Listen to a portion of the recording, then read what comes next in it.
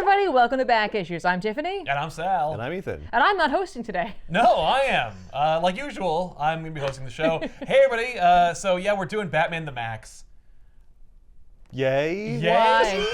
Oh, come on. That's right. No. It's the most unlikely crossover event of them all. A quote on the back. Why? And they're not wrong. I don't remember you liking this. What? I remember you like kind of not enjoying this. I remember the world not kind of enjoying this. Oh. Like Yeah. the world itself cried as it was being published? More like the world shrugged in indifference by not buying it. This is Batman the Maxx from like- Sam Keith. Do you mean like Gaia, Spirit of the Earth was like, eh. Well, if she's anything like the Gaia Spirit of the Earth from Captain Planet, she fainted and then fell on the ground and they had to go find her and then, I don't know.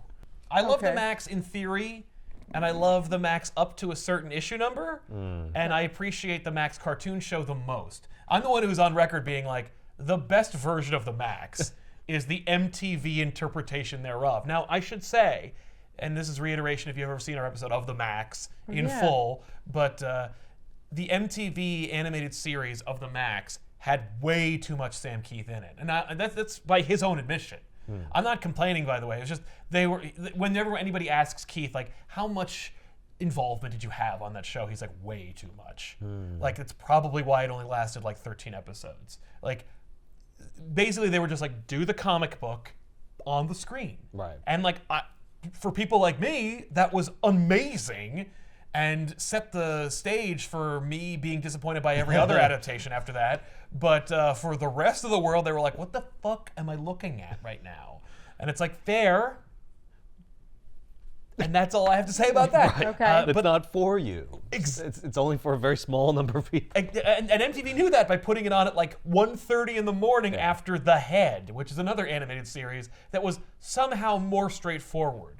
And I think Tiffany's going to get something out of this episode at the very least because you can see the artwork that went into this. Like Keith is on an easel, like drawing the crap out of this comic book. And there are sequences that you can see like him erasing lines. Like you can see lines that were the original line that he just drew over and then colored it. You can see it here. It's everywhere. It's all over this book. And I honestly don't know how I feel about that. Yeah, That's it's strange. either cool or not. And I can't look at his mouth anymore. Batman's it's mouth. so wrong. Yeah, is- It's so wrong, not and what it's a like mouth would it's look it's like. just there. Who asked for this book? I was just gonna say, why does this exist? I don't. Why am I holding Okay, this? so I have a theory about why this exists, and it's because the original Maxx series came out from Image Comics, which of course is famous for having the creators own their creation. It's like basically just a publishing label. Like you make the book and then we put it out. Yeah.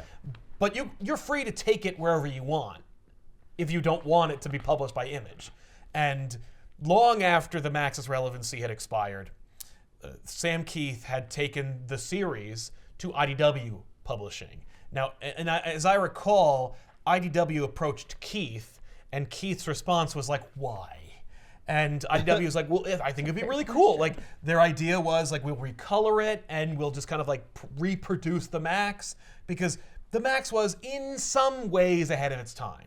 It was very heady and it was very interpretive. You know, you can imagine it being kind of a thing that comes out today because it's so like almost psychedelic in nature and it's very like open-minded about like, you know, different philosophies about gender and, you know, identity and trauma and that kind of thing. Like that, if you say those three buzzwords, you're going to get a green light in the entertainment industry, and the Maxx is no exception. Of course, I don't know if the Maxx actually completed. I think it did through IDW, but my assumption is that because IDW and DC have a working relationship, or at least they did at the time of this publication, they were just like, we need to push the Maxx because we took a gamble on republishing the Maxx. Right. So let's get the word out, and they crossed it over with Batman.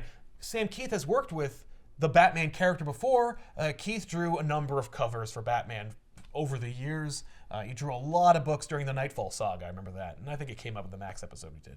But Sam Keith is no stranger to working on Batman, and so we've seen Keith's interpretation of Batman, not so much in the like sequential form, but certainly in the cover form. And so that's kind of like, oh, well, it's almost like coming home. And one of the only quotes I could find from Sam Keith about this crossover at all was like, it's like your brother meeting your cousin or something. It was just like, What? Yeah, it was just this idea of like almost coming home. I have some familiarity and experience with these characters, like one I created and the other one I drew sometimes. I occasionally drew along with hundreds of other people, literally hundreds. So here it is. And so I think that this book exists as a promotional gimmick to get people to buy the Maxx, to know who the Maxx was. But that only makes sense from IDW's standpoint. Yes. What does DC get out of it? I have no idea. They get nothing out of this. I guess they just like Sam. I mean, like, Maybe. I guess. Maybe he pulled a favor with someone at DC. Maybe. Like what? Well, I don't see know. Keith approaching DC about it. No.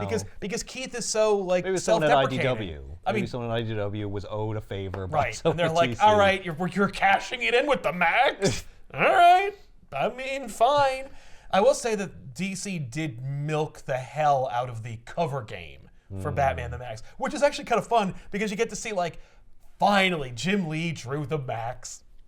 Like, finally, all of these classic artists are drawing this character that, by all rights, should never be drawn by these people because you're too late. That doesn't mean they wouldn't enjoy it. Like I think they do. There is something. There's like a brotherhood, sisterhood of like club of like Fraternity, if you will. Well, I would say it's not just for or sorority. Yeah. That's what I'm saying. Like Yeah. like a club though of like, you know, like, oh, they respect each other's creations and they're like, I guess I'll draw the Maxx. yeah, why not? Yeah. Yeah, The that's Maxx true. is like influential, sort of. Right. You know, it's a I love how piece of history. every compliment we give the Maxx has to have an asterisk associated with it, or a to parenthetical. qualify it in some way. Right, yeah. like this is influential in its own way, and you know, it was deep, kinda, and it was it Very was surface level. subversive. Keith also does just have a history in general with DC. Yes. Because he drew Sandman for a while. That's right. That's right. Until he didn't. Yeah. Yeah. And in fact, I don't, because I am like a Maxx fan, I guess, I don't associate Keith with Sandman at all because Keith didn't draw a lot of Sandman. No, but he formed it with Yes. No, he's like one of the progenitors. Right, Like and he then unceremoniously disappeared from that he entire could- legacy. He didn't want to do it anymore. Right. And I don't too know. much. I don't know if I mean, like, I've heard rumor that you imply that, like, that is to say, Sam Keith stepped away from Sandman. I wonder about that. Part of me does 100% believe that Sam Keith no. went, I don't know, this is really good, and I don't know if you really want me working on this I thing think anymore. what it was that when he was doing the Maxx, he was on his own schedule. Yeah. And Yeah. when you're doing Sandman with Neil Gaiman, you're on yeah. Vertigo's schedule and his schedule. Yeah, yeah. And so I think it was just that he was like, this isn't what I'm looking for. Right. Because artists have done that, especially Oh, if they come absolutely. from their own creator owns. They're just like, okay, like. Well, and Maxx would come a couple of years after Sandman. Like, there would be a big gap between Sandman really? and Maxx. Yeah. He did Maxx after. Maybe Sandman's where he realized, like, I can't stick to these deadlines. I got to do my own thing. Yeah, Yeah. like that's what I want to do. Yeah. But Oh. Wait, Tiffany, do you not know about the Maxx? Yeah, how much do you know about the Maxx? like the bare bones yeah, of the Maxx. that's all you need, and that's like actually that he's like Oh, a boy. homeless person yeah. and she's a social worker. Hey, And like the Outback is like in his brain, Mm-hmm. but like can also cross over into the real world sometimes, questionably. that's literally all you need to know That's about it, you the got Maxx it. to get this book, because when the Maxx ends, it is so far past the original premise and conceit of the Maxx Yeah. that, like, I hated it. I was like, this is not what I signed up for. Okay. Batman the Maxx is entirely drawn and written by Sam Keith, but the colors are by Rhonda Pattison. It is a very similar look. If you were to pick up the IDW series of the Maxx while you were getting this, you wouldn't notice any difference whatsoever. You're like, it all just makes sense. It would all blend together. Okay. But where the Maxx goes as a series to 35 is so drastically different from this, and it's really weird, and it messes with my head, because this is like if all you did was see the cartoon or read like the first 10 issues of the Maxx. Maybe that's what he's doing. He's like, no one really got past issue 10. Yeah. I think that's right. I think he's it's like, I know what you well, the reality is the majority of people who know anything about the Maxx know it from the cartoon show. Yeah. Like, the majority of the audience that watched the Maxx dwarfs Maybe the that was readership. the conceit. Maybe they were like, listen, at DC, they're like, you can do it, but tie it into the show. Right, but Yeah. don't take it from where. And by the way, he does technically say that stuff happened, but doesn't address it or live in that world at all. Yeah. This started in 2018 and ended in 2020. The first. That's right. The first 3 issues came out in about 5 months, and then it took another 2 years for the last 2 issues to come out. Is he okay? Yeesh. I saw that there's like the forward, or not the forward, the dedication. Yes, the dedication is to his editor. Did you read it? Yes, I have. Okay. We'll share it together. Yes. Dedicated to my old pal Scott Dunbier for his many years of support, steadfast friendship, and unwavering patience during my long year of absence. Oh. Yeah, that was when he just didn't do any more of the book. Aw. And I guess he was having a hard time. I think he was just, I think he had like confidence issues or whatever. I couldn't find anything from him. Referencing it. Well, referring to it. you know what doesn't help is that, when he was making comics originally, like Wizard Magazine was the place or like maybe some forums where might get feedback. Well, he had actually like a whole place called Maxx Tracks. It was Right. the letters page and then later the message boards. Right. But like now, Yeah, he now puts it's out like just 3 issues and like everybody is giving feedback all the time. So if he's looking even at people all, who don't have reverence for his work. People who are just like, what the hell is this? I'm here for Batman and yeah, stuff. I could see that being kind of rough yeah. for him. Yeah. Especially if he already has like some Confidence issues. some stuff happening. Yeah, like if you had confidence issues when you had a hit comic book and cartoon show, and then 30 years later you make this weird book that like 2 people asked for, Yeah, and and you like- weren't one of them. And the internet was like, excuse me, Yeah. actually. Right. So But the now last- we're gonna talk about it. Don't Well, we? now we're going to talk about Don't it. watch so Sam. We're gonna You're make it much good. worse. You could tell like he goes in with like a lot of piss and vinegar. He's like, yeah, the Maxx is back, baby, and I'm gonna do like some greatest hits. Like he's like, I'm gonna give you what you remember, Right. but with my new style. Or by new style, I mean the style that I pretty much adapted 30 years ago. Okay. So you're getting kind of like the old hits, but in a new style, and it's like, okay, that's kind of cool. And then Batman shows up. When this book was announced, I'm like, no way does this come out. And then it did, and I'm like, no way am I reading this. Nah. And then, You really thought you weren't gonna read this? oh, I mean, no, I can't believe I'm reading it. Right, Like, that no is way happening. is this Oh, reality the okay. one I'm in. You're in the Yeah. Outback. Right, I'm in the Outback where there's a Batman Maxx crossover. So we throw away everything, all the progress and build-up and changes and realities and interpretations of Max and Julie and Dave and Gunn and Sarah and everybody. Just forget it. It's like done, no problem. Okay. But, that's Like this is easy a enough. different Like universe. it's like it's a different universe, and you're like, oh, Well, it okay. is a crossover, so that Right. makes sense. So it's like, okay, this is the universe where all that crap happened up to issue like 15, Yeah. and then we just forget about it. Except we don't, because Sam will remind you about Well, it by the time 2 years have passed, and he's like, who cares? So Max is in the Outback, and of course you can tell he's in the Outback because he has his headdress. Because he's a warrior in the Outback. It doesn't matter. Sure. But like he's in the Outback and it's barren, it's poisoned, and there's an air whale carcass, and Susadons are feasting on it, and Rhett Quarkin's walking around in the background. These words are all gobbledygook. It doesn't matter. Point is, he's in the Outback and it's weird. Something's wrong with the Outback. Okay, all right. Now you're speaking my language. Something is rotten in the state of the Outback. Here we go. Meanwhile, Batman is checking out the soup kitchen lines in Gotham, and the Maxx pops out of his box in an alley because I guess whatever. The Took a alleys trip are to Arkham or to to Gotham. Are the boxes some sort of Like transport- portals? Oh, No. it's a boom tube. Yeah, right. Or like it's like Spawn, where like alleys are connected to like the ley lines of reality. And so like you Yeah, just, but it's boxes. right, but no, it's just that Max lives in boxes because he's a homeless person. Okay. But Max pops out of his box and he's just yelling about the Outback being poisoned and the creatures are dying and the Izzes are gone. And Batman's like, calm down, my friend. What's your name? And he's like, I am the Maxx. And he's like, okay, I'm the Batman. And then the cops show up and they're like, all right, buddy, like you're raving and freaking out and you got claws and teeth and you're scaring the hell out of the homeless people. Why don't you come downtown? And Batman's like, and I will go with you because I want to know more about this purple guy. And they take him to Arkham. Ah. Oh. Yeah. And so they stick. It's like right into the insane asylum. No due process, no evaluation. This is Gotham. Yeah. Like, look at him. He's already got a costume. He's clearly insane. Yeah.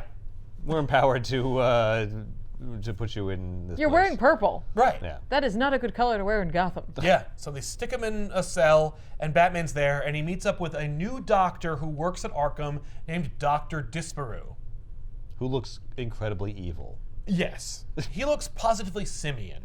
Yes, I'm sorry. actually. Why would you think that about a person who worked at Arkham? I mean, they clearly have a very good vetting process Yeah. and their hiring practices. I mean, Batman works with them all the time, which Yeah. I don't understand. No, because well, this that is a new seems very guy. He's unethical. like, what's this Yeah. new guy doing here? All right, Dr. Disparu. And Disparu is like, tell me, Batman, have you heard of, like, outbacks? And he's like, you mean, like, Australia? And he's like, no. I mean, like, well, how much time do you have? Do you have 30 minutes? Because I'll explain all of the Maxx to you. But no, he's just like, look, no. Like, it's more like, that's a code that these people use as, like, hidden parts of their psyche. And Batman's like, like the unconscious mind. I see. Yeah, I know about that. So is Batman Bruce Wayne's at Maxx? Right? I'm my own spirit animal. No, So great. the bat is a spirit animal, but Batman does not have a Maxx. I guess Batman would be his own Maxx, but like, the whole point, the conceit of this is like, oh my god, it kind of makes sense when you think about it superficially. Really? Yeah, because you're like, oh my god, Batman Maxx? Yes, because like, the Maxx is all about like homelessness and insanity and realities, and Batman is like dealing with the insane. He himself is insane. His own interpretation of reality. Like, I'd love to see Batman's Outback. You know, like, what would all the rogues galleries outbacks look like? Yeah. And so you'd think that's what we're gonna do, and Keith promises he's going to, but never does. So instead, it's just a bunch of stuff that happens. So, but That Dr. could describe any book. Exactly. Yeah, but like with reverence and like affinity, you might think, oh, well, like, sure, that's a cynical way to look at it. Yeah. Because like, yes, like Sometimes everything there's something more than that. or deeper. Yeah. So Disparu straps Maxx onto a table and plugs these like, you know, cables into his brain. And they Batman's just like, that's fine. yes, and they checks out. They Yeah. do this to everyone. Well, he's so the like doctor. everyone has like holes in their skulls. Oh. Just forget it. It's a comic book. Like Keith really leans into the fact that like I want to draw like stuff shoved in people's skulls, but I also don't want to deal with the realities of like Well, having multiple holes in your skull, Right. especially those belonging to our protagonists. He just wants to convey the horror of, you know, an insane asylum Yes. from like the 40s or whatever. Exactly. When, like, they did like nasty stuff to people. Precisely. Yeah. So that happens, and so Disparu plugs this crap into Maxx. This guy's plugged in himself. Like, what? This like in his shoulder? What is that? Disparu seems to have like some kind of IV Like he has hooked up to cancer him. or something. They never get into it, and He's like, I just don't like drinking water. right. So I'm just doing it constantly intravenously. hydrated, yeah. Dr. Disparu, by the way, like Disparu, it sounds like a real word. It is. It's French for gone. So you're like, Disparu is Mr. Gone Right. in disguise. Okay, because immediately you read Disparu and you're like, that's a very distinct name. You Google it, and Right. it says gone. Literally, Disparu means gone. You're like, he's Mr. Gone. Okay, and then so to what end? Yeah. Right. And there is none. It's just that like Disparu Gone wants to screw around with the Arkham inmates. And that tracks because Gone does like dicking around other people's outbacks. Right. But like why now and why Gotham Because and this why is a Batman Maxx crossover. and that's exactly why. Yeah.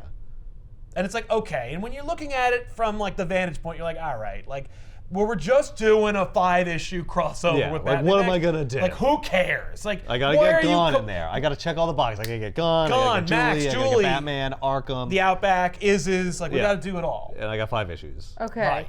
Yes. So he's just there. Deal with it. yes, and we're waiting, and it has to be a story.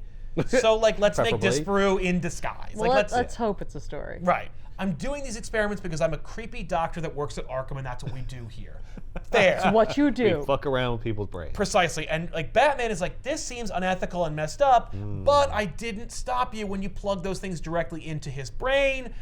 So why am I complaining now? But then it turns out that like there is an inherent, and Disparu says this out loud, like Wi-Fi signal from the Maxx's brain that may leak out into our world, and suddenly Batman and the Maxx are in the Outback. And this is the kind of logic leaps that we need to make in order to follow along with this story. And it's like, look, you're reading a Maxx book at all, much less a crossover with Batman, so like it's gonna skip around, and like you signed on for a Maxx crossover, so we're gonna flip between realities. That's par for the course, but at the very least, I think it held water better back in the Maxx book than it does now, because at least now we're not even trying to contextualize it.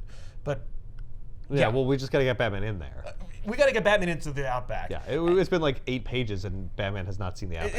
It's been barely 4. Like it's literally like. Feels like 8 though. Well, Yeah. it feels like we've been talking for 45 minutes without actually getting into the story, and we have. Now I'm disappointed, and this is going to be just a checklist of things that disappointed Sal about this thing. But like, Maxx goes into the Outback and he's a warrior. He's got a headdress. Like, why doesn't Batman change? Why don't we mix Batman up? Give him a crazy outfit. Like, That'd be kind of cool. But no, it's just Batman. But I do like that Batman doesn't change, because like he technically is his own Maxx, and that's what he looks like. Well, He's no, like, "I we're don't need a saying he's Maxx." his own Maxx. No, but like we do establish that Batman does have an Outback later on in this book, Oh. and we establish that the bat is Batman's spirit animal, but we never see a Maxx for Batman, partially because like Batman would be his own Maxx. Why would there be like a giant bat? It's like, come on, Batman, let's go! Batman's he's already like a warrior, and he's already proved himself as a warrior. So it's he like- doesn't need like crap on his head. Whereas like Maxx isn't really a hero. That's true. So this is like you could interpret the feathers and crap are him like trying to don. Yeah, actually, he's like- Maxx is being more like Batman. Yeah, like Batman's already mastered it. Yeah. Maxx is pretending. Yeah. Yeah, that's fair. Okay. All right.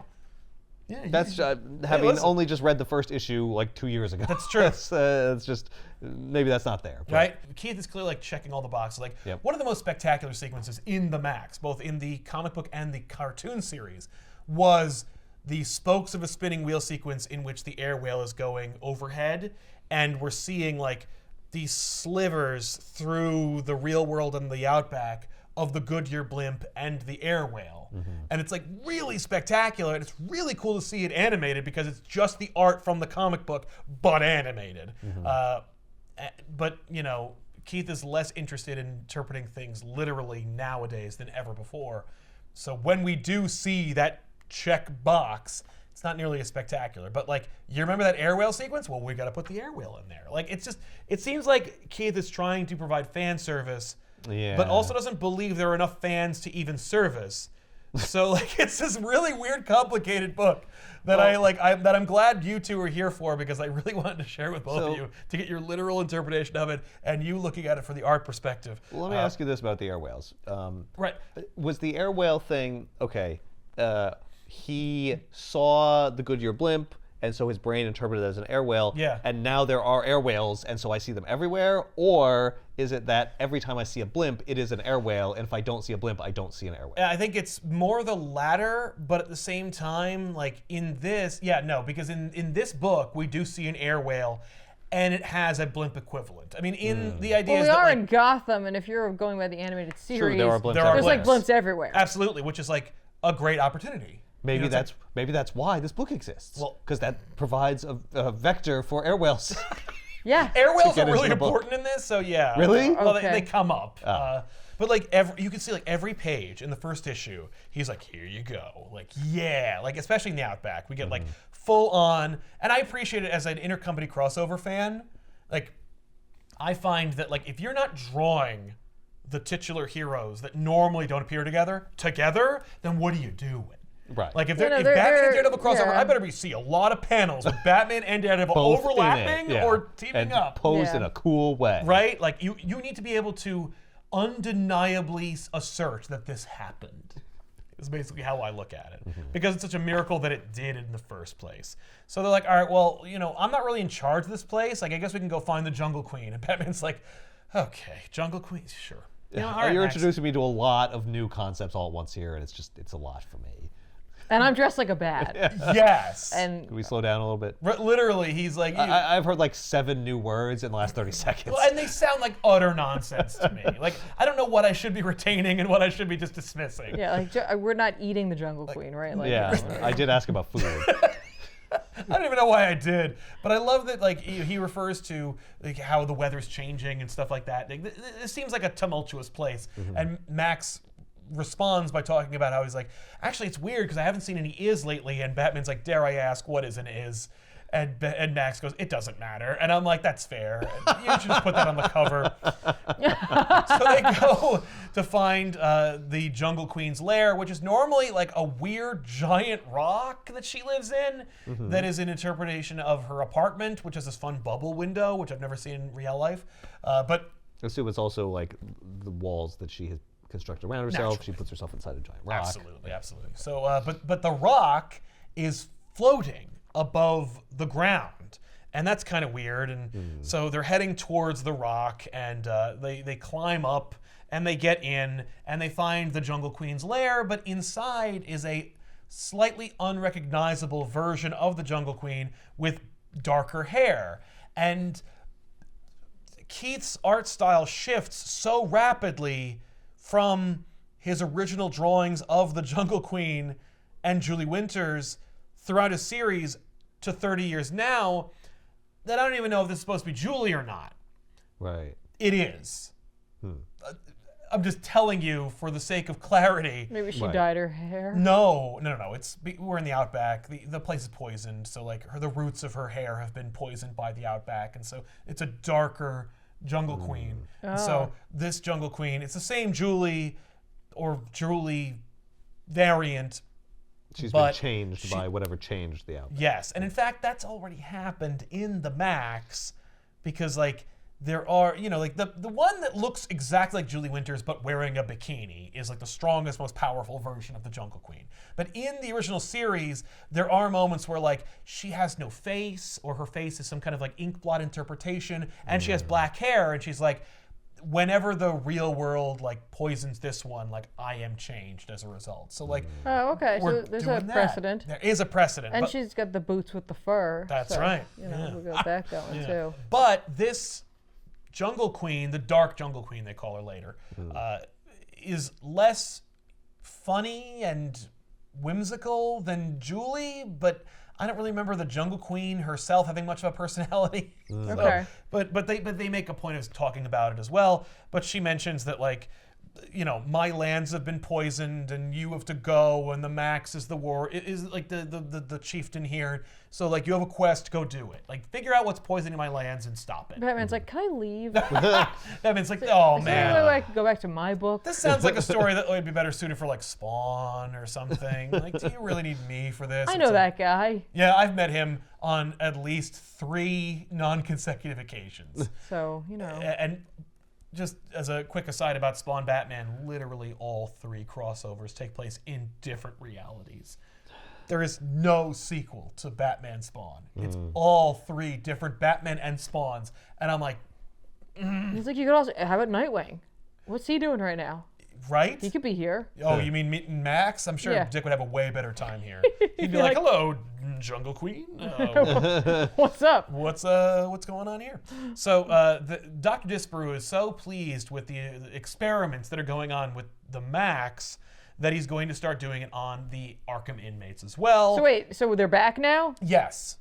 Batman's just like, Batman thinks to himself, I felt the strangest shudder like I was just someplace else. Like, and he remembers. he's like, keep it together. Don't lose it. The first up is the Penguin. So they're like, all right, well, they strap Oh, Penguin is this up. where we're going to see the different This is where we villainous outback? should see that. So Batman finds himself back in the Outback, and Maxx is there too, but Maxx doesn't remember switching very often. Like when Maxx is in the real world, he's like, I'm homeless and miserable, and I think I'm a superhero, but I'm crappy at it. And then when he's in the jungle, in the Outback, he's like, yeah, let's do this. I'm fucking in charge. Right, he'd and just rather be there. Yeah, he would rather be there, but he also doesn't like remember much about what happened in the previous reality. So he's like, Or he's trying to forget it. yeah, so Maxx like attacks Batman, but like unlike every other intercompany crossover where you're like, oh, this is the part where they fight. They don't. Right. Maxx grabs at Batman, and Batman goes, Maxx, I'm your friend. Chill out. And I really like the idea of Batman referring to anyone as his friend, especially Maxx, because I would love to see Maxx go to Wayne Manor and Alfred have to deal with him. Like, He's like, oh, you need several baths. Really, I love Batman because like this is the first time in the history of the Maxx where a normal person, and I use that term loosely because it's Batman, but a normal person is looking at any of this stuff. Right. So he's like, okay, Maxx, hey, we were just in the Outback. We met the Jungle Queen. She's got dark hair, which is a problem apparently. And Dr. Disparew's in the other reality where I'm from, and he's plugging things into people's brains, and I think he's a bad guy. Like, so that's where we are. And that's all summed up in one panel. Right. And Maxx is like, we got bigger problems than that because there's a giant, deadly, poisonous air blowfish attacking us. Oh. And this will happen a lot where, like, they'll start to get close to the plot, and then a giant monster will come in and attack them. Ah. Yeah. Oh! Oh. So, Oh no. Oh boy. you know, so okay. the blowfish grabs them, and he's like, you got to avoid their dangerous quills, but there's actually something much worse you got to avoid. And Batman's like, what's that? And Maxx is like, it's mouth. And then they're both eaten by the blowfish, and then they find themselves back in reality, and then they find themselves back inside the belly of the blowfish, and Maxx easily cuts free through the belly of the blowfish because he's got those claws, Right. which is just his middle finger, and but Batman has claws too in the form of a batarang. Batman is like an adult who's trying to get a child to help him do something, and the Yes. child just keeps getting distracted Yes, by like make-believe things. That is 100% what this book is. Yeah. But also, the child's fantasies are literally happening. Well, yeah, it's like if the child could manifest His the own fantasies in fantasy. the real world, and the adult has to deal with the actual thing that the kid says is happening. 100%. Yeah. Yeah. So I can't like upset him, Right. lest he conjure something worse for us to deal with. So yeah, Maxx like frees himself from his bondage and then just runs away. Oh. But he still has like one of those things stuck in his head, and that is allowing Dr. Disparew to get research or allow Maxx to like broadcast the signal of the Outback. It essentially allows Batman to still be popping in and out of the Outback with Maxx. Mm-hmm.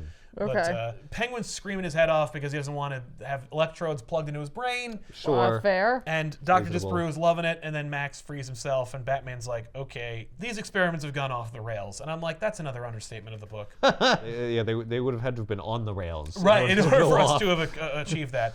So Batman and Maxx, like, they find themselves on a pop and plop or whatever, plop and pop. It's just you know, Seussical bullshit. Yeah. You know, because it plops and it pops and they have to kill Yeah. it and blah blah blah. But It's a thing? It's a thing. They find a passing air well above them, and they're trying to parse exactly whose Outback they are in. That's like one of the long-running mysteries of this issue or of this series is whose Outback is this though? Like I thought it was. You know, normally it's Julie's. Right. But Julie seems to be, like, this place is unfamiliar and weird, and there is absolutely no reason So for wait, it there's not... always a Julie? It really is Julie, but Maxx can't find the real Julie Winters, and so he's, like, worried for her, and that's why he, like, was Right, so but like desperate to find the in Dark other Jungle people's Queen. Outbacks, there's always a Julie? No. Okay.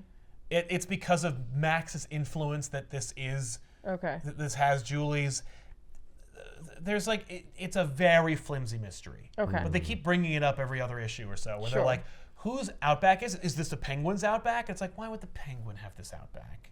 Well, I I don't saw the see penguin any earlier in the penguin. book. There'd be a lot more birds or fish. Yeah. Right? Like it's Monocles. It's just more of your bullshit, Max. Right. So Batman finds himself Have like to fight trapped. the Monocles. Exactly. So Batman finds himself stuck in a portal, and he just like pops out the other side. That's the and- picture from the back of the mouth I hate so Yeah. much. That's right. Yeah, that's it right there. Yeah, it's pretty That's sweet. That's the crappy mouth. So Batman like gets separated from Maxx. He's gonna go through a portal and he doesn't know where he's gonna end up. Maxx is confident that like the portals don't go very far and you won't get hurt from going through them in the first place, and it's fine. And it is. And that's like literally everybody should just be saying in this book, like, it's fine. It's fine. Don't. Crazy stuff happens all the time. You'll be fine. It's fine. No one's gonna get hurt. It's fine. And so Batman disappears through the portal, and Maxx goes to look for him, or tries to before he forgets. Meanwhile, Dr. Disparew is just going so. This is going so well. Penguin screamed bloody murder. Maxx freed himself from his bondage and ran like literally out the door, and Just Batman like I chased planned. after him just like I planned. So let's get Joker into this. So You're gonna you go from Penguin to Joker. You're not gonna step this up slowly. no. But don't Let's worry, just we proceed do as if this is going really well. That's exactly what this is. So but don't worry, we do get to see cameos of Arkham villains in this book. Gotta get them all in there. Yeah, no, we get like 5 of them in there. No, maybe. well, that's a lot. Yeah, you'll see. So Joker gets strapped down, and he is like, "This is awesome." It's like, I really like what you're doing here. Right, I really like- support this experimentation. Well- It's a positive direction for Arkham to go in. Well, Joker is excited because seemingly Joker is already aware of the experiments, and then proceeds to name drop Krabbits Oh. and air whales and so forth, as though Joker was already capable of traveling between these dimensions in the first place, which of course he was, because he's insane. Right. The idea is that the Joker has always been able to access Outbacks, and that's just part of his madness. Okay. So Joker pops through a portal and arrives in the Outback just around the same time that Batman pops out of his portal, and Batman's like, "Oh crap! Like, what are you doing here?" And Joker's like, "I've always been here. Like, I come here all the time. Like, I do this stuff every I day." summer here. Yeah. Why do you think I'm like this? Exactly. And I'm like, that's fair. If you're going to do a crossover where it's like, we don't even need to say this is in either reality, sure. Joker would be the one to access Outbacks. Though I would like to see Joker's Outback and not just Joker in Max's Outback. Yeah. Or Julie's Outback, or whatever Outback we're supposed to be seeing. That is literally just the greatest hits album of the original Outbacks we saw in the original Maxx series. Okay. Yeah. But whatever, fine. Missed opportunity. So, Batman like grabs Joker and tries to get information out of him, but there's no information to be gotten because it's just a nonsense pile. And so Joker like says a bunch of cryptic stuff about how he's been here and he uses this place and he likes Outbacks and stuff like that. Like, I've always been here, and I always will be. yes. So eventually Maxx shows back up and he's like, "Hey, I found you. The portals that you went through, like, they don't go very far, so I knew I didn't have to far to run." Joker says a bunch of stuff about like hurting Julie, which sets off Maxx. So Maxx stabs Joker, and that wakes up Joker in the real world and frees himself from Disparu's experiments, and then proceeds to announce that he's going to go kill Julie Winters. Oh no, we actually have some tension in this book, because if Joker says he's going to do something, it may take him 10 years, but he'll do it. Yeah. And so Joker's off to go kill Julie, presumably, Okay. but he's not. In fact, Joker is actually going to hop a ride on an adjacent air whale, or in his reality, which is to say Gotham's reality, a blimp. And that Joker has actually, so we see this air whale that they jump on. Yeah, no, he's like, "I'm gonna go kill Julie." No, wait, I'm gonna jump on this air whale. And actually the air whale, because he's left that reality, he's in real reality. So and we don't like worry about how much time has passed or how he's managed to finagle this. But the air whale that we see that Batman and Maxx jump onto, because they're also seeing Joker there and chase after him, has this like algae, this like green, kind of like gross, awful like infection on its like wings, or on its fins. Is actually in Gotham's reality Joker's poisonous like nerve gas. Oh. Like he's got like tanks attached to the blimp in reality. So he's going to set off Joker's gas in Gotham, and that this may be the poison that is hurting the Outback. I want to ask a question, and I don't all Right. at the same time. It's like Schrodinger's question Right. over here. So when they're in the Outback, Yes. they're moving around in reality? Yes. Yeah. That's right. The Outback is like. So Batman's just like falling around on the ground? That's right. Yeah. Well, Well, he's walking around. And yes. Stuff. And usually there are things approximating each reality. So like later they will attack a monster that looks conspicuously like a couch because it is one. So they're just fighting a couch. Maxx attacks a couch. Right. Batman pays off the guy whose couch it was so that they don't chase after them later. It's like a hallucination. So like what or about an acid like trip. do you run into people? No. Like what if Alfred showed up? Right. Would Maybe you he'd see be him? an Iz Because or he- something. No, Izzes Or are a their Krabbit. own things. Krabbits and monsters like What are Krabbits? Like if you eat a Krabbit, what are you eating? What are you eating? you're eating a crab. The crabs don't have an analog, and people You're eating like a piece. certainly in the original Maxx comics, people don't have equivalents because they're not participating in the Outback. So how do you Right, like not you walk run around- into people? You No. do. Well, Like, a few people. There's one sequence. It's the same sequence with the air whale. Maxx is like in a city and he's tearing through crowds of people, and the way they showcase it in the Outback is it's tall grass. Like they're that irrelevant to Max's journey. Yeah. So they're grass, or like they're. Oh, but in this okay. reality, the Outback has been damaged, and so like nothing is growing. So there is no analog because there's no thing to replace it in the Outback from the real world. So if there are people, we just don't see them, or we bump into them and we just ignore it, Okay. and we just thank your So- lucky stars so that now Maxx it's a- doesn't run with his claws out. Now it's a Joker book. Joker is. Well, this issue is This like a issue Joker is about book. Joker. Okay. This Like, issue's brought to you today by Joker. well, Joker is now we want to see Joker in this. Let's put Joker. What in would here. Joker look like if he was in the Outback? Yeah. Like, what yes, he'd look like Joker. Yeah. Well, Yeah. what would and he does? But like, what would Joker look like if he was drawn by Sam Keith? Right. Is really what it is. And It'd be kind of interesting if when the Joker went there, he looked like not him. right. If he looked like a regular guy or something. Yeah. Yeah. Well, Mr. Gone also has like different versions of himself throughout the Outbacks. Like, Julie cuts off Gone's head in the real world, so he can't come back to the real world because the body he has in the real world has no head. Until he has Izz's stitch it back together. But it doesn't matter. The point is, they jump onto the air whale, and now they're like in the real world, and they attack Joker. And Joker's like, I'm gonna drop these nerve gas bombs on Gotham, and Maxx cuts the air whale's fin off, which is of course the like appendage that Joker attached to the blimp in the real world. Right. And so the bombs fall harmlessly into the bay. But, as it will be established later in the book, it's not so harmlessly. In fact, the gas leaches into the water, and that's what's actually hurting the Outback. But that happens it's like, after. Yeah, so it's like the end of Star Trek, where it's like we're going through different like times and realities, or no, it's not. Maybe Maxx can see the future. Right. So he's preemptively creating a damaged Outback. Outback because he knows in the future, on some level, subconsciously, Yeah. that the poison will leach into the ocean Right. and cause damage. I mean, that is what they do. Like, they say that like the gas is the main problem.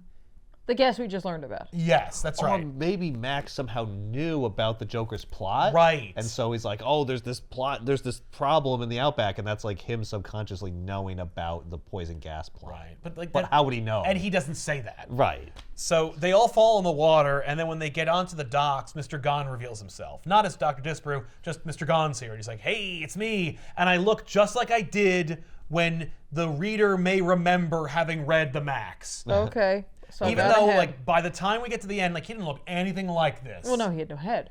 Well, yeah, Yeah. but also he shaves, and he's, like, pathetic and horrible. And it's Okay. ugh.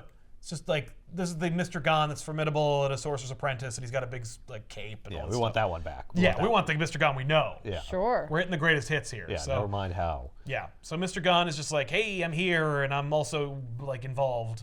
And so Maxx is like, I can't find Julie anywhere. And Gone's like, okay. And then Maxx finds Julie. And I know she's you're there. telling us what's happening. Like, in as this it's book, happening. But like, it feels like you're just making it up Right, as they're going along. based on the images you're seeing. That is Like, Yeah. what it this... literally. It feels like just jumps. there's art on the pages, and you're like, And I'll just make up a story that I see on the That's- that's like what this- that's what this Yeah. feels like. I almost wish there was no dialogue or writing in this book. Because honestly, like, I think that would actually be like a fun experiment. Like, just remove all the words, and you tell the story. Yeah, you tell me what you think is happening. And I think you'd get a lot of fun interpretations that would be pretty similar to what the book is. What the hell is that? That's a Wumpus Woof. And the Wumpus Woof is a creature that Keith wanted to draw that is Max's interpretation of a dog that Julie Winters is dog sitting in her apartment that doesn't like Maxx. Gee, I wonder why. I know. So, like, Maxx and Julie are together again, and we're just back to normal. Oh. Like, and we're establishing like what their relationship is like. They're not like together or anything, but like they're They connected. hang out, yeah. Yeah, and Julie suggests that, like, hey, listen, like, time has passed. I'm still in your life, despite the fact that there would absolutely be no reason for that to be the case at the end of the Maxx. And, like, I'm worried about you, Maxx. Like, I don't want you straying off. Like, we're in the year 2018, 20, whatever. We're between the years 2018 and 2020. And so, as a result, like, you need a cell phone. Because we didn't have those back in the day. He does not need a cell phone. So she's, well, because I want you to be able to find me. Like, Maxx tried to find her the way he used to, where it's just like wandering through his subconscious until he eventually discovers her. And she's like, you could just call me now. And so she's like, she gives him a phone. He's like, no, I don't like those things. Like, well, he calls the people who use cell phones thumb people because they use their thumbs all the time. He called it a leaf. Like, I think it's like, because for him it's like a glowing leaf that falls from it's everywhere, you know. And so she's just like, yeah, use the leaf to call me or use GPS to find me. And yeah. And why are his feet so big here? They're always that big. Oh. My problem is that they're only that big in the Outback. No, they're that big in this world too. The same, other than the headdress in the Outback in the real world. Yeah, no, he does. Maxx is the same in both realities, just with the headdress. It's stylistically supposed to be that way. But that's true. I would assume that we're seeing his version of what he looks like, or he has a suit where his feet are actually just normal sized feet within this giant. I don't that's made recall, of like paper mache or whatever. Yeah, I don't recall what Dave's real feet look like, but Maxx has always had gigantic feet, of course, because rabbits have big feet. But like, and I want to say that like the drawing came first before the rabbit interpretation. Sure. Maxx has always had big feet, and he's always looked like this. And I think it's the idea that like, it's not like we're seeing what Maxx thinks this looks like, and actually he looks like a big idiot. Like, he looks like a crappier version of this. It's more that there's some kind of like magic or sorcery inherent in Julie's machinations when she inadvertently turned him into the Maxx in the first place. So he does look like that. Like normally.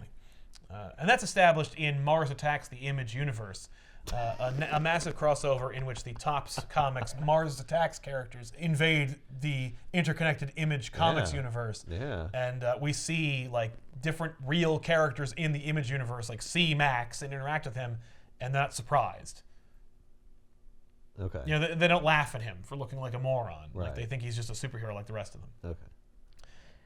Maxx's involvement in that crossover, by the way, is he directs some characters to a place where people are congregating, and then says he needs to go find Julie. That is his entire involvement in that she crossover. in Gotham? Or Gotham's right next door to wherever Julie lives. But this is also an opportunity for Keith to be like, the realities that they came from or went to or changed, like, throw that away. We're back to this.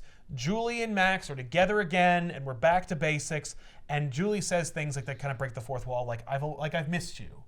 You know, it's because it's actually been a long time since we've seen Maxx or Julie together, much less seeing them interact with each other. So now this is just a Maxx book in 2018 or whatever. Yes. For a few pages. Anyway. For a few pages, yeah. Oh no, it absolutely is. Because Keith wanted to do that for a little while. Well, and I think it's more like Keith is like, well, I'm revisiting the Maxx for the first time in 30 years. Right. People are going to want to see cell that. And I'm going to show it through the lens of Maxx and Julie like being together in the apartment. So Batman finds himself back in the Outback, and he's like, oh, I'm here again. And Maxx is there too, and also the Wumpus Wolf. But when we bounce between those realities, Batman is not in the apartment with Julie and Maxx. How does that work then? It doesn't. So Maxx accidentally breaks his cell phone, and then Immediately? Well, Julie tells him to use his claw because his digits are too fat and thick to like use the phone properly. That's a stupid idea. And then his claw goes right through it. So like all the setup of like him needing the phone and calling her and reaching out, gone because the phone's destroyed. And then it never comes up again, so it doesn't matter. But then Batman and Maxx are in the Outback again, and they need to establish like they need to find the Joker. They got to deal with this like they don't even know about. They think they've solved the nerve gas problem. Right. But they need to find the Joker, and they need to find out what Disparu's up to. Or at least they need to stop him from doing his nefarious experiments or whatever. And they need to find out what's poisoning the Outback. And we got to find out whether this is Batman's Outback or not. So Batman, go through that portal, and we'll find out what your Outback is like. So Batman jumps to the portal, and we see Batman's Outback. Oh. In one of the best sequences of the book. It's a little frustrating. Because of how good it is? Yeah. Like, look at how gorgeous that is. I hate that. Like Why would you think that anything that bright would be his Batman? Exactly. Like, it's just colorful and bright, and there's whimsical creatures. That is not Batman. No. No. So Batman finds himself in his Outback, and he's alone because he has to be. And his Outback is populated now by characters of fiction, like Alice from Alice in Wonderland is there. Oh. And then there's other like small children who have been traumatized who end up in Batman's Outback, and they also like find themselves there. Huh. And Just all potential Robins. so we meet these children who are in this world. One of them is a blind girl who was part of a case that Batman was working, and they're connected to Batman because they hide their inner fears within themselves. Okay. Are they manifestations of parts of Batman's personality or of his childhood or...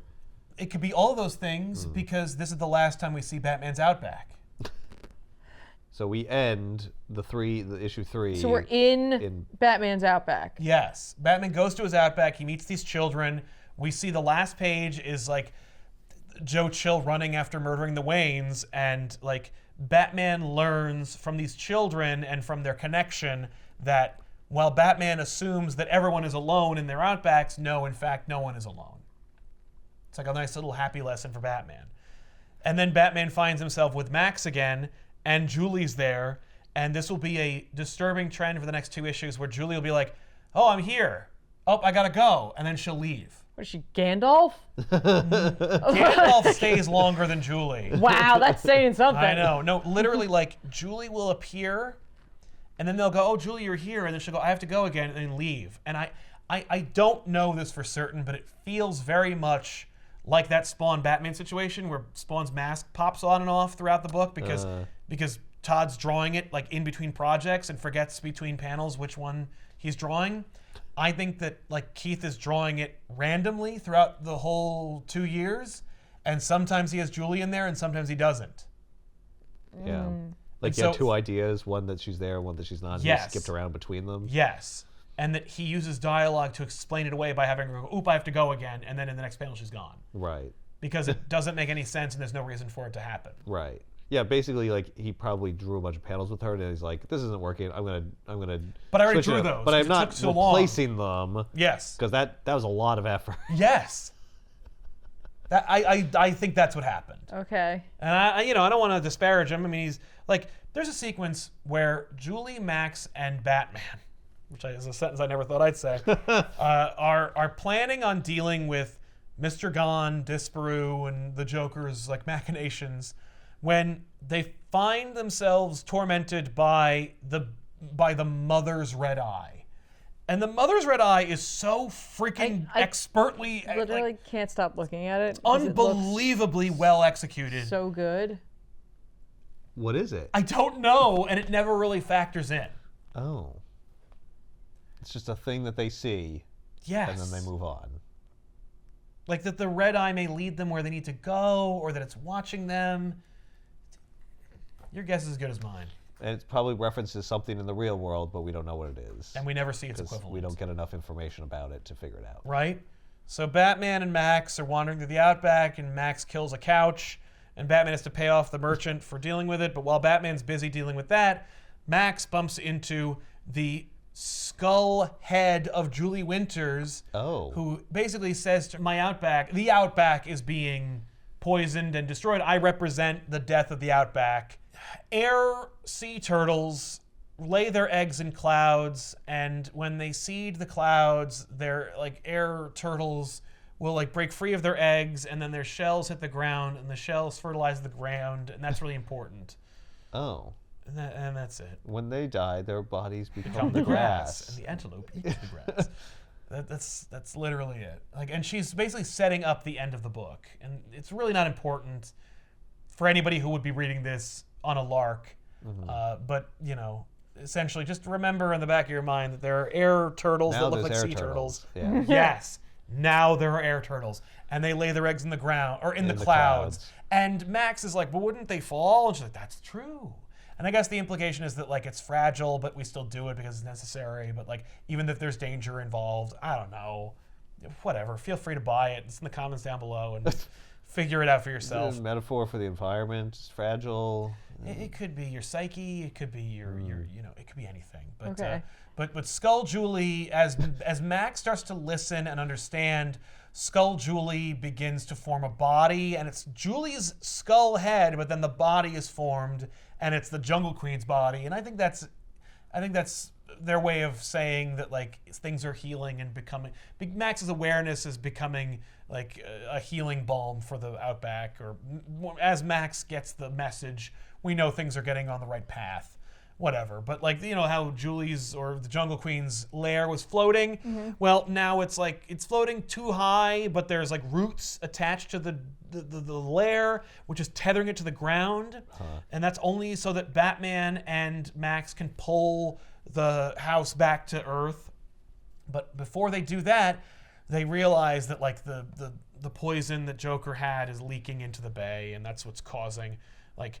The green gunk that the Jungle Queen warned us about is affecting the Outback. And so it's like, but it was already affecting the Outback. But now, okay, fine, whatever. Who cares? So after they reveal that like the actual problem, the real problem of this in book, the real world, on the penultimate chapter of this entire series, is that Joker's gas that he had in like issue 2 is leaching into the bay. And that's what may be poisoning both Gotham and the Outback, but already the Outback was poisoned in issue or 2 prior. But never mind that. But never mind that, now we got to deal with that, and that's the problem. And also Mr. Gone's involved somehow. And also Maxx is like, oh my God, I'm in the Outback, but I'm not wearing my headdress, so I'm City Maxx. And I think that's because Sam Keith just drew him as regular Maxx, and he needed to explain that, so he has Maxx say that. And so then we show that Mr. Gone facilitated the Joker's like involvement because Mr. Gone like digs the Arkham inmates and he thinks they're fun and interesting. And we see like his kind of like stony command center, which is like just a big circle made of rocks that has different like skulls of the like key members of Arkham Asylum that Sam Keith wanted to reference. And those were like Two-Face and Mr. Freeze and Penguin and Joker, and also Batman and Max's skulls were also there. And that Gone is facilitating the green clouds rolling through and destroying everything. Though he would not want to do that, and he himself says out loud to them that he is not evil and doesn't want to see that happen, but he also facilitates it. So, whatever.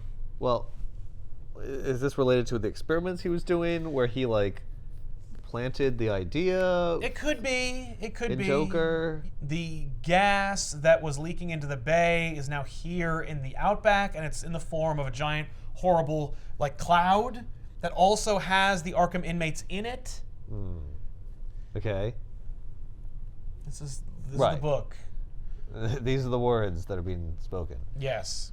And like the Mother's Eye, which we see like more of here, which is again spectacular, is somehow connected to a little girl named Nola, who like belongs to a different dimension, and her connection to Mr. Gone caused poison to be the key they needed to like cleanse the Outback by poisoning it in the first place.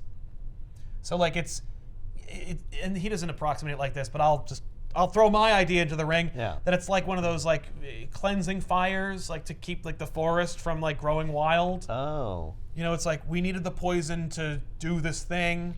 Maybe the poison is like what we needed to like galvanize Batman and Maxx to be involved in the first place, or maybe the poison itself is like we needed to kill everything in order to like repopulate or to re-sow the world. Like the air turtles wouldn't have come if the land wasn't poisoned. Doesn't come up. Gone offers one last cryptic like kind of word of advice to the twosome, which is just about the gas. Yeah, about that gas. Yeah, that gas that's rolling towards them. It also what has the about that faces of the gas? Arkham Yeah. Asylum inmates in it. What do I do with that gas? Well, Batman and Maxx have to pop all the bubbles, and so they do. You have to pop them. Yes. Okay. And Batman is like, I love Batman. He turns to Maxx and he goes, Maxx, is this, if someone dies here, do they die in the real world? Is this like the Matrix? Yeah. It's like the stupidest thing I've ever done. I just need someone else to say that. And Max is like, yes. Okay. Yes, Yes. Batman, I'm sorry. So that is what I thought. This was not my idea, Batman. I didn't invite you here. You just showed up. Yeah. And so this is what it can is. I- I'm can a I crazy leave homeless now? person. Right? Yeah.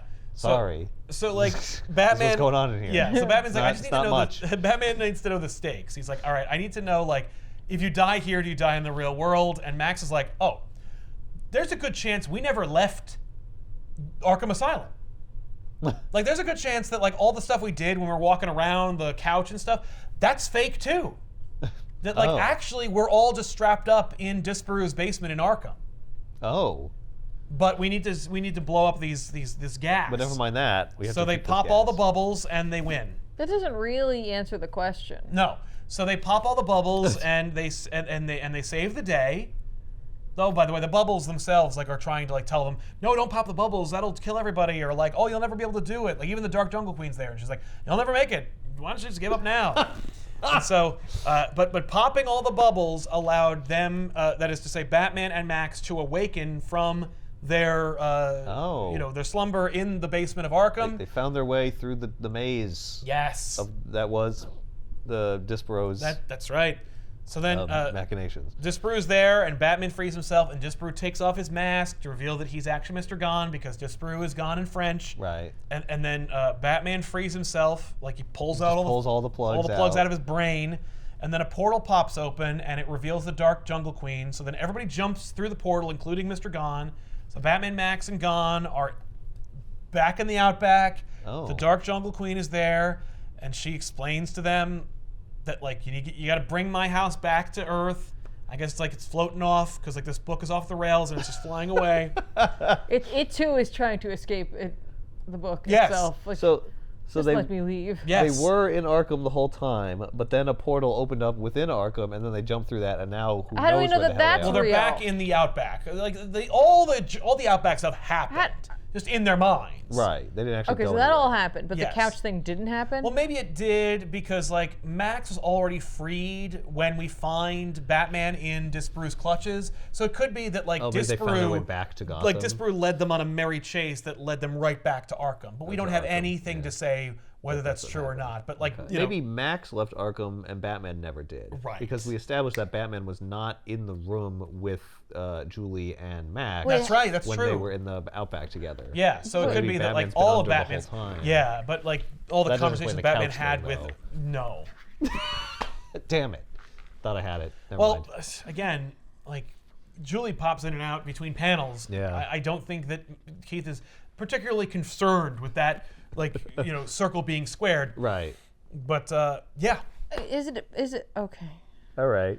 I was gonna say, is it possible none of them left Arkham? yeah. No, Like- I think there's a very there's like a 50-50 chance that no one left Arkham, that everyone was part of Disparu's experiments, that Max is Max is just maybe wandering around Arkham. They never went to Julie's, and that's why Julie keeps popping in and out, because she was never really there. yes, Maybe, that he never really yeah. hooked up with her, found her again. Yeah, And it then- almost feels like Disparu's entire thing from the get-go has just been trying to uncover something about Batman. Like, Right. there's something interesting about him. Yes, but they never do. But like that's what it feels like, and so And that's, that would make that's sense. why like the green gas doesn't make any sense, because it's just a thing there so that he can make Batman go through leaps of logics to unlock something about him. Well, because that is like a classic Batman versus Joker idea. You know, Yep. it's like I'm gonna make Batman go Yeah, through like, the motions of a classic of Joker yeah, so like, adventure. even if it doesn't Yeah. make any sense, it's not there to make sense. It's just because he needs to put Batman either in a certain mental position Yes. or like position in the Outback. Right. Right. Yeah. Yeah, and that's why it's so like by the numbers. 'Cause Yeah. It's like, Yeah. but it is by the numbers. Right, because Yeah, it's 'cause, basically like, like a 'cause, like, dream you're having. yeah. Yeah. But And we the Max never- is like, I don't fucking know. right. Max like this is just a Tuesday is for a- me. But like, but then we don't get any closure on that. Right. So they Damn. It's like a dream. Damn. yes. So they pull the vines that bring the Jungle Right. Queen's house back to Earth, Sure. and And like Mr. Gone wants this to happen too. yeah. And I get, I okay. So like metatextually, let me explain. Let me finish this up, and then we'll get to like the metatextual, like Sure, let's what this get is, there. because we're almost done. Like it's literally 2 pages. Yeah, and the eggs thing is happening too, right? Yeah, like there's actually like a lower part that like is drawn like it's about the done air by a child. turtles. Yeah. Yeah, well, because they bring the house down, and once the Jungle Queen's house lands on soil, Maxx awakens in a hospital, like a real hospital. And Julie is there, and she's like, With a totally different dog. yes, Oh. It's literally like that version of Julie. didn't happen. Yeah, like it was just like what powers it be was trying to make work. They're like, no, so I missed you. Like you should have a phone. Oh, you broke the phone. That way you don't question why you don't have the phone later. So it actually is like a dream. Like it is completely following all the logic of a dream, where it's like, I don't like that this is starting to make sense, that means you're going insane. Oh no! Let's go to Tiffany's Outback. So, You're the Jungle Queen there. oh, cool. I'll really fill out that bikini, let me tell you. But we do establish that like there was some like green crap going on that may have been part of a Batman Joker plot, because Julie says that there was that Maxx had a viral infection. There was some green bacteria or crap. Which, by the way, What? Green bacteria is not a virus. It can't Yeah, be a which viral one is infection. it? Is Which it one viral or bacteria? Sam? But she says they scraped a lot of green crap out of your system. Maybe it's just that Maxx was sick. Yeah, none of that's happened. And that's what happens. Like when Maxx gets sick, he infects the Outback, Yes. and like the only way you can fix it is by the doctor giving you the medicine, but you won't take the medicine unless, you know what I mean? Right. Like you. I No, don't it's know. true. Like the turtles are the medicine. It's like an IV or Yeah. something. Well, so Yeah. Where do we Julie, go? so Julie says to Maxx, like, this is what happened to you. You really scared me. Like I thought I lost you, which is very much kind of in the face of Julie when the series ended, because like she couldn't care less about Maxx by then. But she's like, let me ask you this: like, whose Outback did you save? And then we go to Julie and Maxx in her old apartment from the 90s, but like the whole thing is kind of retreading old water. We're getting back to like the original Maxx Julie Gone comic book from the 90s. But Maxx asked Julie, whose Outback did I save out there? Like that was the real question. Right. And it turns out, according to Julie, it was Max's. So he was in his own Outback. Yes. Yes, whole he was book. just sick. Yes. I don't know what Batman has to do with that. And Maxx goes like, that wouldn't surprise me that like our Outbacks have been tangled up for so many years that my Outback would look like your Outback. And it's like, of course it's your Outback, Maxx, because like Julie does not want, I think, to get over being violated by living in a hut surrounded by deadly beasts that look like a child's interpretation of what like a cheetah is with one eyeball. Like that's your idea of a fun time, Maxx. You want to be like a headdress wearing protector of a beautiful woman in a bikini, not me. Right. So it's like, so this is actually like retconning That it's always been Max's Outback. that it's always been, or at the very least in this book's interpretation. But like, Right. yeah, that like that Outback is and always has been Max's because he was always the most comfortable in it. Like, or that it was Julie's Outback, but like eventually she didn't need it anymore. And so like he inherited it. Right. So, okay. The whole thing wraps up with her saying like, seeing you in the hospital really scared me. And like, I remember you saying to me in the hospital, like, never leave me, but now it's my turn to ask you, like, never leave me either. But Maxx is asleep by the time she asks. And so then we go back, because he's asleep, so we go back to the Outback. And so Julie's in her Jungle Queen outfit, Maxx is wearing his headdress, we're in the Outback, and air turtles lay their eggs in the sky, and when these, like, eggs, like, hatch, their shells fall to earth, and the broken eggs feed the soil, and the broken eggs feeding the soil like fertilizes the land, and so of course like because the seed bringer seeds the land with Izzes, this causes the Izzes to return, and they say triumphantly the Izz are back, even though they never left until the beginning of this book. So like essentially I think that this whole book is Sam Keith kind of being like, I'm bringing back the Maxx you like and the Maxx you remember. What is pulling the house down? Like, what is that? I think it's bringing the house back to order. Maybe like the whole damn book got away from me. And the house is the book. the house is that the you're book reading. is the Maxx And I gotta as bring like it back as a down to Earth. property, and so I'm Yeah. bringing it back to Earth. Once it does, it brings back what worked about the Maxx. That's my interpretation because I hate what happened to Maxx after a certain point. Right. So like for me, I mean it's an optimistic ending because it's like I'm bringing my house is back in order. I'm bringing things back to fertile soil. What are the Izzes good? The Izzes are not good. I Well, mean, like, then the Izzes it's not a very happy well, ending. The Izzes are certainly an antagonist for Maxx, but they're also an easily quellable antagonist. So it's like they're an enemy for Maxx to fight, but also like the Izzes, the Izzes have always been like a source of contention because when they're brought to the real world, now they're dark and evil, and I'm like they weren't very friendly in the Outback either. Right. But They were a little easier to deal with, though. yeah, they were more like amoral. Like the Izzes they're carnivorous. Right. That's all you need to know about the Izzes. But like also in certain Maxx books, like the Izzes like sometimes they're like unruly and they'll become an entire tidal wave of Izzes and just mouths. And they'll eat Rhett Quarkin, who's a giant like member of the God Clan that has a petrified heart of an air whale as a giant hammer, and like he's the size of a skyscraper, and like that's not a balance, like that's a problem. Yeah, you got to deal with that. Yeah. I was gonna say maybe this is just like set in the first 15 issues of the Maxx. It's just like a story that fits in between. When I issues first or read it, I something. assumed that was what it was. Yeah. But she says she has a son in this Yeah, book, and so that's I think that, and I think Keith made it all up, and it's all horseshit. So like whatever. So like I think he's playing fast and loose with it, where he's like, no, like they existed in their own realities, they did their thing, and it was unpalatable. They didn't enjoy it.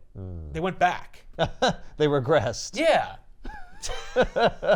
Or it's just like it's the multiverse, and there's another reality where this happened. Right. This is just a totally different version of the Maxx. Yes, where it's Not totally everything you different, remember, but not them. Yeah. If you meta read it, that like Sam doesn't have a lot of like reverence for his own creation. So it's like, does he care? Like, does he want this to be a restart? Right. It wasn't. We're 3 years removed Right, from the end of the there's no series, more and there's Maxx. no more Maxx. Now that being said, it could be because it didn't sell terribly well. Yeah. The first issue was like number 60 in the top 100 books of the month. Yeah. And the second issue dropped even further. So, I mean, there wasn't a huge audience clamoring for it anyway, which is why I definitely believe that this is just a marketing ploy by IDW to sell the trade paperbacks of the Maxx, to justify at least finishing the series Yeah. in reprints. I gotta tell you, the first like 2 issues of this book, I was like, I mentally checked out of it. Yeah. And then by issue 4, I was like, okay. Here's what happened. This is my interpretation. All right, let's hear it. It is Max's Outback, and they have the throwaway line about like, well, maybe ours got intertwined because like no, his Outback would have looked totally different. Everyone's would look totally different. But like it's a Maxx book, so it's got to look like the fucking Outback from the original comic book that comic you book. know. Yeah. So it's just like hand waved away why it's like so similar Yes. to her. It's like, oh well, because we're like close friends or whatever. Right. Sure. Yeah. Fine. That's Okay. fine. That's fair. So yeah, to me, it's like they're totally separate. It is what they said. He spent so much time with her that it just looks really similar. Yeah. And from the very beginning of the book, the first page of the book, he has been poisoned by the Joker. Yes. And that's why his Outback is effed up. And everything else is like his brain Just processing just it. making a story. From the hospital bed. Like, Yeah. he never went to Arkham. Right. Because he wanted to have an adventure with Batman. On some level. That could be. Okay. Yeah. So, I don't know. I think I need a little more time to think about this, but I think what it is that it is his Outback, yes. I do think that her Outback became his Outback, right? And so like Like they he are, inherited it. but they are like intrinsically entwined. And I think what Keith is trying to say, even though we don't really get it in this book, the reason that she asks him not to leave him in the end is that like Julie's in a really weird place. And so like I think Maxx is sick. I think the green stuff is legitimate illness. Yeah. Oh. Like he's just sick, Not right? the Joker. What? Not the Joker. No, I causing don't think it's that necessarily at all, but I think his illness is poisoning the Outback, especially Yes. because I feel like Julie's in a really weird place in this book, and that's where the Dark Jungle Queen comes from. Because Yeah. like Julie earlier on, like I kind of read through some of her stuff when they go to her apartment. Yes. Like she's like really weird where like Gon's trying to like talk to Maxx and is like, beware the red mom's red eye. Yes. Which I really need to think about what the hell that I know, means. but Julie is a mother, so maybe it's hers. Maybe, but like he's like trying to warn her about that, and Julie's like, don't listen to him. Yeah. And I'm like, that's really weird for her to say that. I mean, like it makes sense, I guess, because she's not a fan of him, right? But, like, Yeah. but then later on, like the Dark Jungle Queen is like, don't listen to him, don't help, like don't fix this. So it's almost like there's like a weird, almost like depression within her, and the Dark Jungle Queen's like, let the Outback die. Right. Yeah. You know what I mean? And so like Gon is almost like pulling in Batman and like the whole Joker thing, so that like Batman will come there to help because he's like, that's the only person who can help to like motivate the Maxx or like get Maxx where he needs to go, or like give him the fantasy of whatever in order to like understand why the green stuff has to be here. Yes. Right. Like, he Batman says that rationalizes Batman's appearance rationalizes the green stuff, which is actually just Max's illness. Yeah, and None of it is Joker or like, but because Batman arrives, it becomes Joker's gas. Yeah.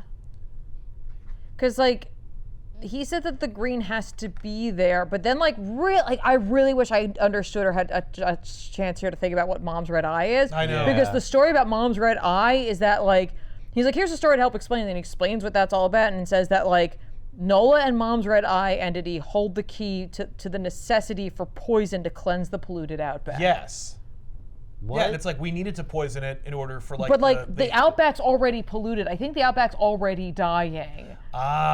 So maybe Prior to that, like I think the Outback is dying. The poison is there because now the poison will mitigate or will create a need for cure. I've got it. Okay. Oh. I've got it.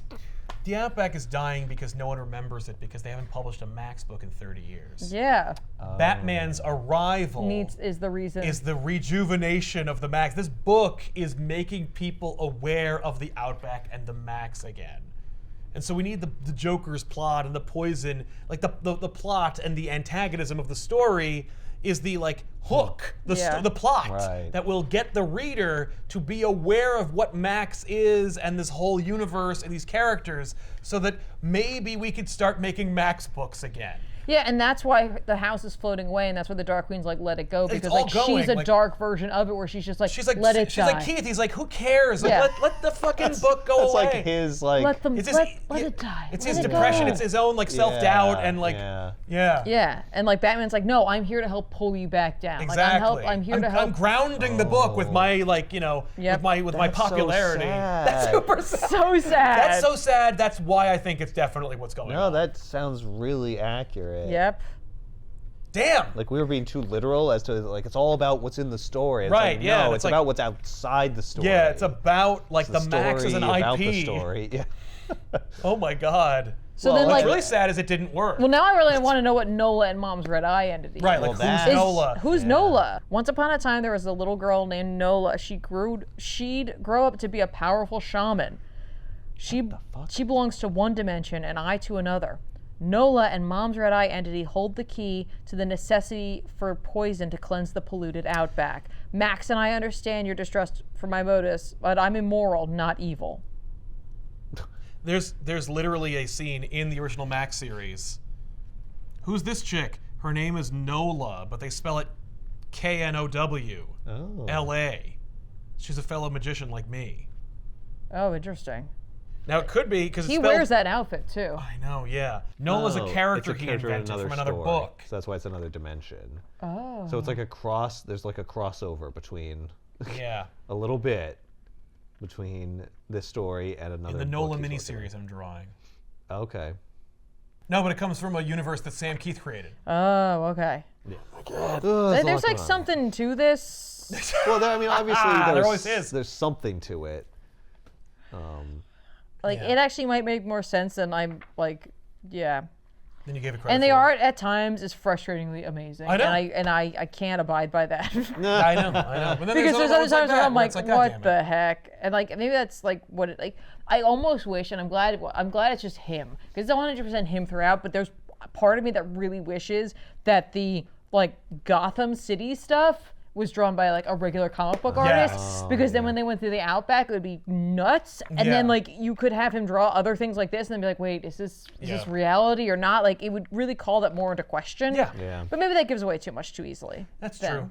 I don't know, the different dog thing, and now I'm like, Yeah, why is the dog changed? well, because I don't think this is real. Right, that's Yeah. a different dog. That's a crazy type of dog. Right, like that, the dog is wearing like this cute little like thing, and that's the thing that makes it into a monster in the Outback. But like, Right. why would it wear that at all? And it's just because like I've had dreams like that where it's like it's a thing that's familiar, but it's not, and it's like Right. doing a thing that would never happen in real life, but we take it for granted because we're having a dream. Yeah, like this is this is almost happening just because he's like, this is what you want to see as a Max fan, Yes, right? and that's, Like, that's this is an just what image it- he's recreating it's just, from the original It's just series. literally here for you. It's not really happening. This isn't reality because the Max Right. doesn't exist anymore. Yeah. And that's why it doesn't like follow 100% the history of the Max, and it just stops from where people maybe stop Yeah, being because she fans. makes a comment offhandedly about, she's like, he says, what would our kid look like? Because like, I guess there have been shippers of Julie and Max. And she goes, don't forget, I have a kid, remember? And it's like, just reality Yeah. kind of bleeding into this like Yeah. fantasy where it's like, oh, don't forget, also this. And it's like, but that doesn't jive with what I'm seeing right Yeah, now. well, that's because this isn't real. Exactly. Yeah, none of it's real. So the real question is, what like thing in the hospital is that dog? Right, Oh, the dog that Julie has This when is a she's- game you can play throughout the book. Like, oh, if he's like in a hospital, like maybe all the characters and stuff maybe are it's like one of things those he's like seen, like service shadowy. dogs that they bring. Oh, 'Cause yeah. they do bring those dogs around. Yeah. Yeah. Do they have things on their heads like? I don't think so. Maybe. I'm trying to explain the weird the thing palm on his head, I but think it's I just- don't know. Yeah, I don't know. Is there an MRI machine in here somewhere? Is there a Right. scene where he goes into a tunnel or Right? something? No, there's no tunnel. It's just open plains and airways. But like and maybe crap. that's why he shows you the greatest hits of things, because it's like, Yeah. you know what I mean? Like this is here because like that's what the Max remembers. Yes. We're going with your example or Oh, your this is explanation. the book, like the What book if is it's- about the book. What if it's also like the poison, like the sickness? Like Yes. if Max actually has a A viral illness. / bacterial infection, right? Yes. That like the reason it's there and the reason it can actually cure the Outback is because like it gets Max into the hospital where like Max maybe needs a medicine he hasn't been on in a while. Like maybe there's like a set of things he needs for his brain that he's not been taking. Right. And like now that they have him, they're like, oh, we need to put him back on that, and that's what the turtle eggs are. And that's why the is come back because Right. like his brain chemistry evens is out. working. Yeah, that could be. Metatextually, it could also be like where building on that. You know, we need to get Max out of the alley and into the hospital, which Yeah. is like on the rack where people can buy him again. Right. And like the turtle eggs are like the printing of the books. and, It's only 300 of them, and yeah. that's all they're gonna sell. No, it sold more than that. It sold like 34,000 copies or something like that for the first issue. What? I know it outsold Aquaman, the first issue. Alright. And then after that, coronavirus. Okay. So DC dropped distributors and Maybe that's why it's actual like sickness at the end. yeah, it could be that like 2 years later he was like, uh-oh. He gets sickness on the brain, and Yeah, now Max is Max sick. gets COVID. But if it is the same interpretation, then it all flows pretty well together. So it's not like he's like changing horses midstream. No, it turns out it actually might be more cohesive than you thought it was. Yeah, Yeah. that's good to know. All right.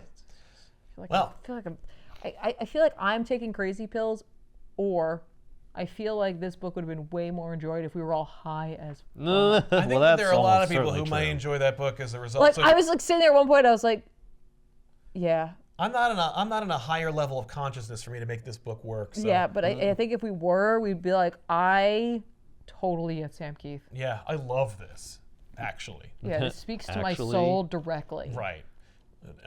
Anyway, you can pick it up. It's available. I noticed it's called Arkham Dreams. Yes, that's what the book is called. It's called Batman, Oh, the Max, Arkham Arkham Yeah, Dreams. yeah, this is all a big dream. Yeah, the Yeah. whole damn thing is Yeah, it's one definitely big a dream. effing dream. Yeah. But thanks a lot for watching, everybody. We'll see you guys next time with an all-new episode of Back Issues. I'm Sal. I'm Ethan. I'm Tiffany. Keep reading and dreaming. Oh, you're just bringing it all back around. Maybe I'm strapped to the table. Oh no, maybe we're all strapped. Feels like